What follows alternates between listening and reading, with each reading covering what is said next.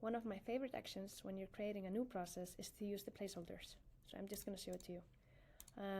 So when you're mapping up a process in the beginning, I highly recommend using the placeholders if you're not using a template from scratch. So then you can just find this action called placeholder, and it doesn't do anything. It's just to write up the process, just like you would do on a whiteboard. So just think of this as a whiteboard where you're mapping up, like, what's the first thing that is going to happen in my process? What is the next time? Like, how am I doing this today? What is my dream? So you can always map it up, and even though you don't know like how to do this, maybe this is a complex integration, maybe it requires some, some very deep calculations, then you can just at least write it up and get someone who is an expert in journeys to help you, either us or someone else. But it also helps you just visualize the processes that you have. And some of our customers are even using this just to know how their current processes are. So you don't even have to have them automated, just to have them at least transparent.